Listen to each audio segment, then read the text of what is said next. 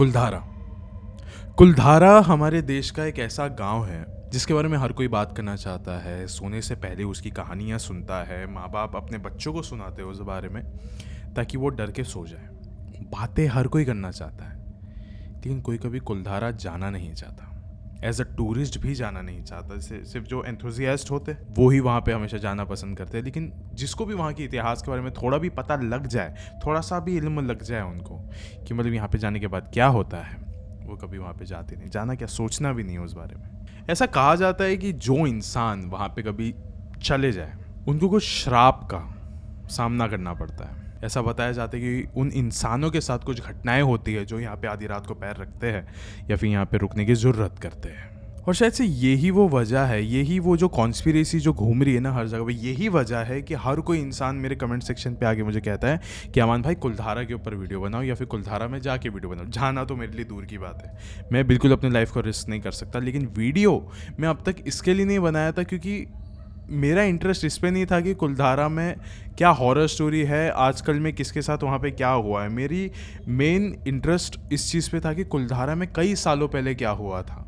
कुलधारा के इतिहास के पन्नों में क्या लिखा गया है, वहाँ की असलियत क्या है, क्यों इतना ज़्यादा हॉन्टेड बताया जाता है, why, what is the main reason behind this. And यही चीज़ आज इस वीडियो में हम लोग समझेंगे।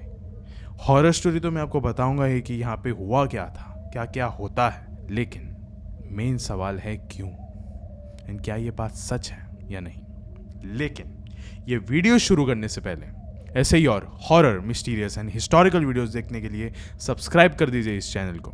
अब ये कहानी शुरू होती है। पालीवाल ब्राह्मण 13th सेंचुरी में उनके द्वारा कुलधारा विलेज का डिस्कवरी हुई थी कि उन्होंने ये डिस्कवर कर दिया था कि ये एक ऐसी जगह है जहाँ पे हम लोग जाके रह सकते हैं। तो वो किसी और जगह से यहाँ पे माइग्रेट करके आके रहे थे। 13th सेंचुरी मतलब बहुत टाइम गुजर चुका है, लेकिन 13th सेंचुरी से 18th सेंचुरी तक सब कुछ एकदम परफेक्ट था।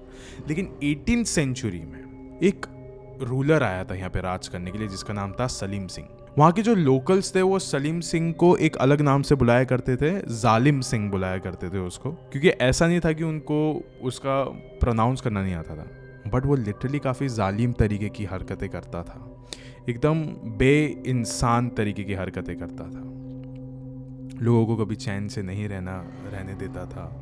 लाइक जो लगान होती है, जो टैक्सेस होते हैं, वो बहुत ज़्यादा वसूल किया करता था। मतलब एकदम मनमानी इंसान टाइप का था कि मतलब अपने हिसाब से कोई भी रूल चेंज कर देगा, कितना भी टैक्स लगा देगा, किसी को भी कभी भी मार देगा या फिर किसी पे भी अत्याचार कर देगा। लेकिन जो सबसे ज़्यादा इफेक्टिंग चीज़ थी कि उन ब्राह्मण में ना एक लड़की थी जिससे सलीम सिंह को बहुत ज़्यादा मोहब्बत हो गई थी, एंड वो बहुत ज़्यादा पागल हो गया था उस लड़की के पीछे। एंड ही वॉज लाइक कि मैं इसी लड़की से शादी करूँगा, मुझे इसी लड़की से शादी करनी। लेकिन ब्राह्मण लोगों को बहुत अच्छे से पता था कि ये जो जालिम सिंह है ये किस मिट्टी का बना है, एंड ये कितना ज़्यादा अत्याचारी आदमी है, या हमारी लड़की को अभी भी सुख चैन से नहीं रहने देना चाहेगा। तो जब ब्राह्मण्स को इस बारे में पता चला, एंड जब उनको भी अक्ल आई कि मतलब हमको ये चीज़ नहीं होने देना है, अपनी बेटी को वहाँ उस महल में नहीं भेजना है, तो उन्होंने भी इस बातों पर बगावत करनी शुरू कर दी थी। सलीम सिंह इस बात से बहुत ज़्यादा खफा था कि जो वहाँ के लोग हैं, कुलधारा के जो गाँव वाले हैं, पालीवाल ब्राह्मण हैं, उन्होंने मेरे खिलाफ बगावत कर दी। मैं इनका राजा हूँ, मैं यहाँ का रूलर हूँ, ये लोग मेरे खिलाफ कैसे बगावत कर सकते हैं, मैं किसी को भी नहीं छोड़ूंगा। उसने रातों रात ये ऐलान कर दिया था कि कुलधारा को मैं पूरा जला दूंगा और वहाँ की जो लड़की है ब्राह्मणों की, उससे मैं शादी भी करके रहूँगा। तो सलीम सिंह इन सारी चीज़ों की तैयारी में लग गया था कि सुबह होते ही पूरे गांव को मैं आग लगा दूंगा और इस लड़की को वहाँ से चुरा के लेके चले जाऊंगा। अब यही बात उस महल में से किसी एक मुखबिर ने वहाँ से निकल के कुलधारा के गाँव वालों को बता दी कि ऐसा ऐसा सलीम सिंह सोच रहा है। अभी जो कुलधारा के जो गांव वाले थे उन्होंने बोला कि हमारे प्रथा के हिसाब से, हमारे सारे रीति रिवाजों के हिसाब से अगर ऐसा कुछ भी होता है तो हम उस इलाके में नहीं रहेंगे और रातों रात उस इलाके को हम छोड़ देंगे, चाहे कितनी भी सालों से हम लोग वहाँ पे रह रहे हो, लेकिन हमको इस इलाके को छोड़ के जाना ही पड़ेगा। एंड वही उन्होंने किया। आधी रात को पता नहीं कैसे सब लोग ने, जो कि इतने गाँवों से बना हुआ था ये कुलधारा विलेज, आधी रात को पूरा खाली हो चुका था। सुबह में आके सलीम सिंह ने देखा कि वहाँ पे कोई भी बचा नहीं है, कोई भी नहीं है। हर जगह पे सलीम सिंह के आदमियों ने देखा कि अंदर कोई है क्या। वो लड़की को वो ढूंढ रहा था, एकदम पागल हो चुका था वो कि वो लड़की किधर गई, वो लड़की छोड़ो ये सब लोग किधर गए। उसको लगा कि अंदर छुपे हुए होंगे। फिर उसने उसके आदमियों को बोल दिया कि पूरे कुलधारा विलेज को आग लगा दो, इस पूरे गांव को आग लगा दो, अगर कोई बचा भी होगा वो भी नहीं बचना चाहिए यहाँ पे। और उसने पूरी जगह पे आग लगा दी। लेकिन जहाँ पे सलीम सिंह ने अपनी ये जो ताकत का इस्तेमाल किया था, वहाँ पे उसको कुछ भी हासिल नहीं हुआ। अंदर कोई बचा भी नहीं था, कुछ हुआ भी नहीं, पूरा गांव खाली था, सन्नाटा था, वहाँ पे कोई भी नहीं बचा था। वहाँ पे सब लोग आधी रात को छोड़ के जा चुके थे, लेकिन उन्होंने एक चीज़ को पीछे छोड़ दिए थे और वो थे शराब। कुलधारा के गांव वालों ने ये एक शराब दिया था उस गांव में कि अब हम तो यहाँ से जा रहे, अपने घर को छोड़ के यहाँ से जा रहे, यहाँ पे कम से कम लाइक 400-500 सालों से हमारा पूरा पिंड रह रहा है, लेकिन हम यहाँ पे अगर छोड़ के जा रहे तो ये हमारा श्राप है कि अगर हमारे अलावा यहाँ पे कोई भी अपनी रात बिताने की कोशिश करेगा तो यहाँ पे जो भटकती हुई आत्माएं हैं वो सब उनको परेशान करेंगी। एंड जिस दिन या फिर जिस वक्त वो इस गांव को छोड़ने की कोशिश करेंगे, उस वक्त वो जो आत्माएं हैं, वो जो बलाएं हैं, वो भी उनके साथ उनके मंजिल तक जाएगी, इनको वहाँ पे भी परेशान करेगी। गाइस, सलीम सिंह के साथ भी यही हुआ। कुलधारा के गांव वालों ने वो गांव छोड़ दिया, लेकिन अपना शराब उन्होंने पीछे छोड़ा था और सलीम सिंह ने स्टिल वो गांव नहीं छोड़ा था। सलीम सिंह की जो मौत थी वो भी एकदम अज्ञात रूप में हुई थी। किसी को पता नहीं चला कि उसकी मौत असलियत में किस तरीके से हुई। एकदम मिस्टीरियस मौत थी उसकी, अनएक्सप्लेनेबल थी। बताया तो यही जाता है कि वो जो शराब के जो बलाए थी वहाँ पे, साए थे काले, वो उसके महलों तक पहुँच गए थे। वो जो महल है, अगर आप आज भी उसके महल के अंदर जाके देखोगे तो देखोगे कि सब चीज़ वैसी की वैसी पड़ी है। बर्तन वैसे के वैसे पड़े हुए, जो सजावट है थोड़ी बहुत वैसी की वैसी ही है। इतने साल गुजर गए फिर भी, लेकिन बाहर से ये खंडर दिखता है। मतलब जैसा एक रात पहले वहाँ पे माहौल था, आज भी वैसे ही माहौल है। लेकिन क्या ये काफ़ी है ये बताने के लिए कि कुलधारा हॉन्टेड है? क्या ये काफ़ी है ये बताने के लिए कि कुलधारा में जो श्राप है वो आज भी जीवित है? कुलधारा में बहुत सारे लोग गए थे, लाइक ये प्रूव करने के लिए वहाँ पे कुछ नहीं है, कुछ ये है, कुछ वो है।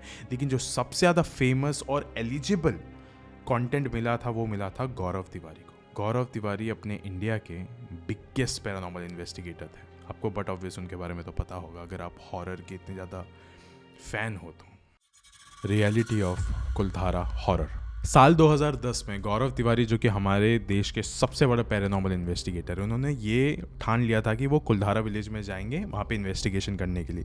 तो अपनी टीम के साथ कुलधारा विलेज में पहुँचते हैं। लेकिन सबसे इंटरेस्टिंग बात ये थी कि उन्होंने कहा था कि मैं सिर्फ यहाँ पे ऐसे ही एक्सप्लोर करने नहीं जाऊँगा, बल्कि पूरी रात रहने के लिए जाऊँगा अपनी पूरी टीम के साथ। क्योंकि गाइस, मेरी ही तरह वो भी बहुत ज़्यादा एकदम इंटरेस्टेड थे इस चीज़ में, मेरी ही नहीं आपकी ही तरह, कि क्या है वहाँ पे आधी रात को, क्या होगा वहाँ पे आधी रात को। ये पता करने के लिए गौरव तिवारी वहाँ पे पहुँच गए अपनी टीम के साथ। गाइस, कुलधारा का वो जो एनवायरनमेंट था उसने आधी रात का भी वेट होने नहीं दिया। शाम के बाद से ही सारी हरकतें, सारे हादसे वहाँ पे होने लग गए थे। कभी कभार उनके टीम मेंबर्स को ऐसा लगता था कि वहाँ की जो दीवारें हैं उसके पीछे से कोई तो उनको झांक के देख रहा है, और जैसे ये लोग उसको देखते थे वो वहाँ से भाग जाता था। एक नहीं होते थे तो बहुत सारे अलग अलग लोग होते थे। कभी कभार कहीं दूर से उसी गाँव में किसी न किसी की चिल्लाने की आवाज़ें आती थी।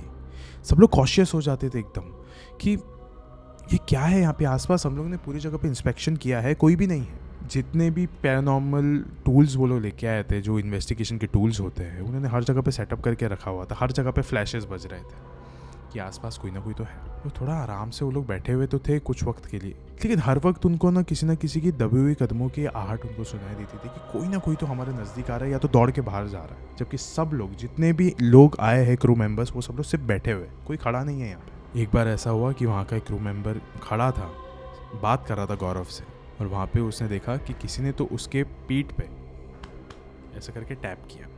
उसने फिर वहाँ पे बोल दिया था, आई गेस कुछ तो प्रॉब्लम है यहाँ पे।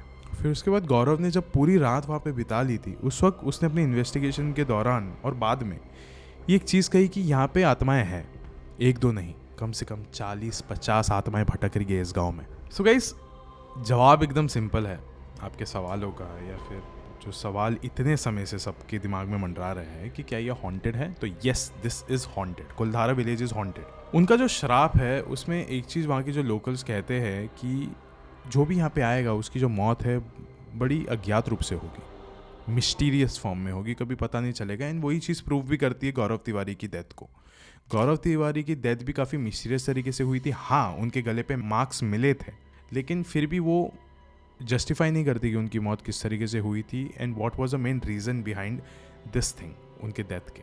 लेकिन गाइस, एक चीज़ आती है यहाँ पे बात कि कुलधारा एक छोटी जगह नहीं है, कुलधारा बहुत बड़ी जगह है। It's literally a house for may be hundreds, couple hundred और थाउजेंड पीपल वहाँ पे आराम से रह सकते, 100 से 1000 लोग आराम से रह सकते।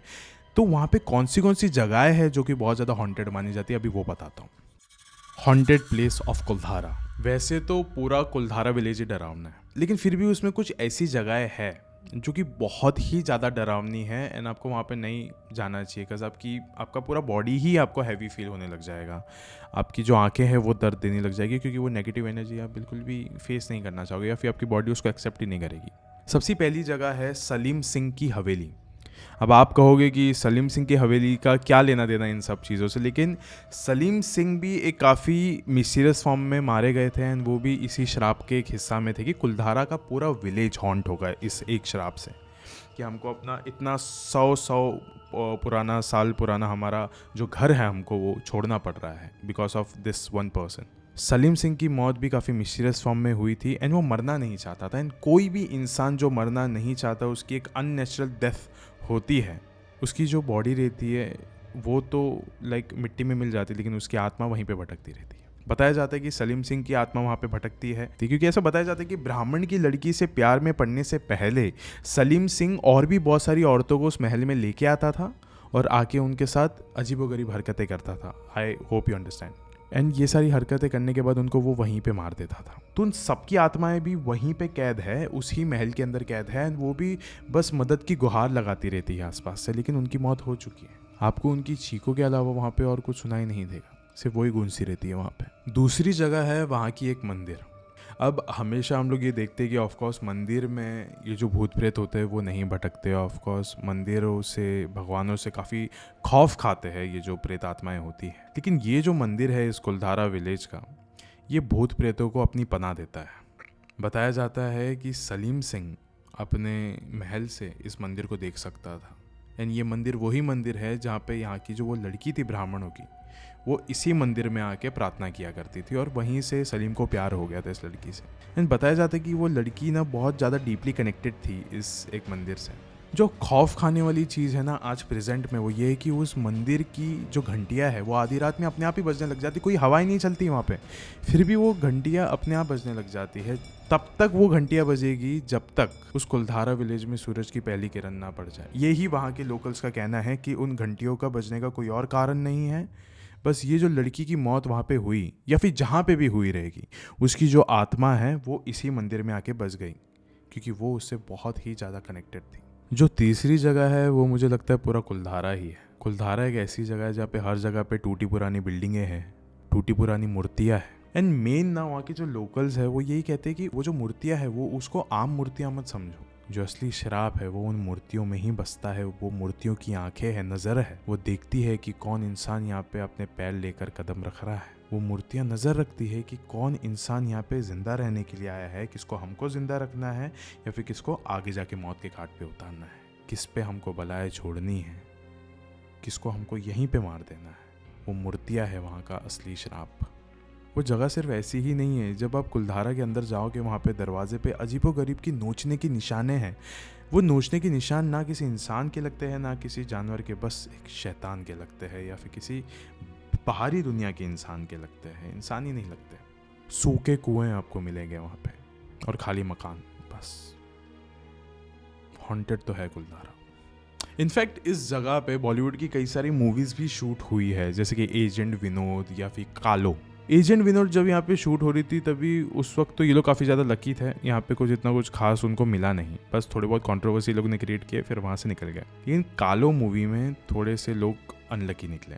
स्विनी खरा जो इस मूवी की लीड एक्ट्रेस थी, उनके साथ यहाँ पे कुछ अजीबोगरीब हरकतें हुई। जब भी वो कुलधारा विलेज से अपना शूट करके यहाँ से निकलती थी और अपने होटल रूम में जाके सोती थी, तो आधी रात को उनको ऐसा लगता था, उनकी नींद में ऐसी लगती थी, उनको ऐसे ख्वाब आते थे कि कुलधारा विलेज की जो दीवारें हैं उसके पीछे से कोई तो उनको झांक के देख रहा है। ऐसा लगता था कि वो जहाँ जहाँ जा रही है उनके पीछे पीछे कोई ना कोई साए उनके पीछे मंडरा रहे हैं। ये सारी चीज़ों का उनको आभास हो रहा था। लेकिन यहाँ पे ऐसे 2-3 पॉइंट आते हैं जहाँ पे ऐसा लगता है कि शायद से उनको उसके इतिहास के बारे में पता लगा, उसके बाद से उनको ये सारे आभास होने लगे, ये सारे ख्वाब आने लग गए। हो सकता है, क्योंकि हेल्यूसिनेशन होता है जब आप अगर किसी चीज़ के बारे में बहुत ज़्यादा इंटरेस्टेड हो जाते हो, उसके बाद आपको वही चीज़ें सपने में भी देखने को मिलती है। एंड शायद से ये भी वहाँ पे हो सकता है। आई एम जस्ट सेइंग हो सकता है, मैं यहाँ पे कोई भी पैरानॉर्मल एंटिटी का कंफर्मेशन नहीं देना चाहूँगा। लेकिन एक चीज़ तो पक्का कंफर्म है कि ये सारी ही चीज़ों का फ़ायदा वहाँ के सरकार को डेफिनेटली हुआ। सरकार ने इसको गोश्त टूरिज़्म का एक बहुत ज़्यादा अच्छा पॉइंट पकड़ा कि यहाँ पे टूरिस्ट आ सकते हैं, इस साइट को देख सकते हैं, जो भी शूटिंग करनी है आप यहाँ पे आके कर सकते हो। इस चीज़ का फ़ायदा बहुत अच्छे से हो सकता है। लेकिन एक और एक चीज़ है, यहाँ की जो सरकार है वो पैरानॉर्मल इन्वेस्टिगेटर्स की बात इतना ज़्यादा नहीं मानती जितना कि साइंस को मानती है। साइंटिफिक रीज़न ऑफ कुलधारा। साल 2017 में AB रॉय ने, जो कि एक काफ़ी अच्छे आर्कियोलॉजिस्ट है, उन्होंने करंट साइंस नाम का एक आर्टिकल छापा था जिसके अंदर कुलधारा विलेज का उन्होंने एक मेंशन किया था कि कुलधारा विलेज के जो लोग थे वो सडनली डिसअपियर क्यों हो गए। और उन्होंने ये भी कहा था कि ये जो डिसअपियरेंस था, सडन डिसअपियरेंस, ये कोई गजब की बात नहीं है। उस आर्टिकल में ये लिखा गया था कि जो पालीवार ब्राह्मण्स थे जो कि वहाँ पे रह रहे थे, उनको इस बात का नॉलेज ऑलरेडी आ गया था, ये इन्फॉर्मेशन मिल गई थी कि वो जिस जगह पे रह रहे वो एक ऐसा बेल्ट है जहाँ पे निश्चित रूप से कोई भी भूकंप कभी भी आ सकता है एंड उनकी मौत बुरी तरीके से हो सकती है। आई मीन अर्थ को एक प्रोन एरिया है वो, उनको पता लग गया था इस बारे में, इसीलिए उन्होंने वहाँ से शिफ्ट करना ज़्यादा बेहतर समझा। अगर आप आज भी कुलधारा में जाके देखोगे तो आप एक साल पहले जिस तरीके की वहाँ पे बिल्डिंग्स दिखोगे टूटी पुरानी, आगे जाके एक साल बाद आप वहाँ पे जाके देखोगे तो और ज़्यादा टूटी हुई दिखेगी, क्योंकि वहाँ पे अर्थक्वेक्स आते रहते हैं, ऐसा साइंस कहती है। एंड गाइस यही वो वजह है कि सालों साल में कभी भी हमारी सरकार ने वहाँ पे कुछ बनाना नहीं चाहा। सालों साल बीत गए, वहाँ पे कभी भी कोई चीज़ का आपको परिवर्तन देखने नहीं मिलेगा। वो सिर्फ एक आर्कियोलॉजिस्ट टूरिस्ट प्लेस बन गई है, बस सिर्फ टूरिज्म के लिए उस चीज़ को इस्तेमाल किया जाता है और कोई भी वहाँ पे परिवर्तन नहीं लाया जा रहा है, कोई भी डेवलपमेंट नहीं हो रहा है, बिकॉज एवरीवन नोज़ कि what is the main science behind this. लेकिन अगर ये सारी चीज़ें हैं तो सलीम सिंह की हवेली भी तो है। अगर ये सारी चीज़ें हैं तो इसका इतिहास भी तो है कि कुलधारा विलेज में जो लोग थे वो सडनली डिसअपियर हो गए थे एंड उनकी हर एक लोगों की आइडेंटिफिकेशन थी, लेकिन उसके बाद वो कहीं पे भी मिले क्यों नहीं? इस सवालों का जवाब कहाँ है? वेल, जब इन सारे ही फैक्ट्स को जब मैं देखता हूँ, ये सारे ही जो भी दावा कर रहे हैं लोग, उन सब चीज़ों को देखता हूँ तो मेरे को बस एक चीज़ दिमाग में घूमता है कि क्या कुलधारा में रियल में कुछ हॉन्टेड है? क्योंकि आप जब देखते होंगे ऑन द इंटरनेट ऑल्सो, अभी अगर ये वाला वीडियो ख़त्म हो जाएगा, आप कुछ यूट्यूबर्स को सर्च करोगे, आप सिर्फ सर्च टर्म में जाके लिख दो कुलधारा विलेज, वहाँ पे ऐसे बहुत सारे व्लॉगर रहेंगे जो कि कुलधारा विलेज में एक एक रात रहकर दिखाते हैं आपको, और लेकिन उनको कुछ भी नहीं होता वहाँ पे। वो मतलब ऐसा फाइंड आउट करने की कोशिश करते हैं कि उनको कुछ भी गोस्ट साइटिंग मिल जाए, लेकिन वहाँ पे उनको कुछ मिलता नहीं है। ये भी एक चीज़ है कि शायद ऐसा हो सकता है कि कई सालों से वहाँ पे सिर्फ गोस्ट टूरिज्म को बढ़ाने के लिए उन्होंने ये उस जगह को श्रापित घोषित कर दिया कि ये लैंड एकदम कर्स्ड है, यहाँ पे आपको नहीं आना चाहिए रात में। एंड इसकी जो क्यूरियोसिटी बढ़ते बढ़ते लोगों में इतनी बढ़ जाती है कि वो लिटरली इस चीज़ को फॉलो करते हैं, डिसिप्लिन को फॉलो करते हैं कि सिर्फ सुबह से लेकर शाम तक हम यहाँ पे रहेंगे, शाम से ज़्यादा हम लोग यहाँ पे रुकेंगे नहीं, क्योंकि वो इतने ज़्यादा इंटरेस्टेड है इस चीज़ को लेकर और डरते भी। लेकिन गाइस अगर इस जगह का इतिहास देखें ना तो आई डोंट थिंक सो कि कुलधारा को हमारे देश का one of the most haunted place कहने में कोई दिक्कत है। It looks like one of the most haunted places and it also might be one of the most haunted places of India. आज इस वीडियो के अंत होने से पहले मैं आपको एक चीज़ कहना चाहूँगा कि हमारे देश में ऐसी बहुत सारी खूबसूरत जगह है जो कि एग्जिस्ट करती है अभी भी, एंड पहले भी शायद से एग्जिस्ट करती थी, लेकिन उस जगह को निस्तो नाबूद कर दिया गया, डेमोलिश कर दिया गया, क्योंकि उस जगह का कोई अजीबोगरीब सा पास्ट हुआ करता था। आज भी कुछ ऐसी जगह है जो एग्जिस्ट करती है, उनका इतिहास के बारे में लोगों को पता है, इस वजह से वो लोग वहाँ पे जाते नहीं हैं। एंड कहीं शायद से इन्हीं जगहों के बारे में लोगों को ज़्यादा कुछ पता नहीं है, लोग वहाँ पे जा बैठते हैं जस्ट सिर्फ एक टूरिस्ट के वजह से। लेकिन मैं चाहता हूँ अब से मैं अपने इस चैनल पे ऐसे और भी बहुत सारे किस्से लेके आओ, ऐसे बहुत सारे टूरिस्ट जगहों के बारे में बताओ, या फिर एक ऐसे गोस्ट प्लेसेस के बारे में बताऊं, या फिर उनके हिस्ट्री के बारे में आपको डिकोड करके बताऊं कि क्या यहाँ पे सच है और क्या यहाँ पे झूठ, क्या आपको यहाँ पे जाना चाहिए या फिर आपको अवॉइड करना चाहिए। So guys, my name is Aman Parker and जल्द मिलेंगे कोई ऐसे ही हॉरर स्टोरी या फिर ऐसे ही कोई हॉरर डिकोडिंग वीडियो में।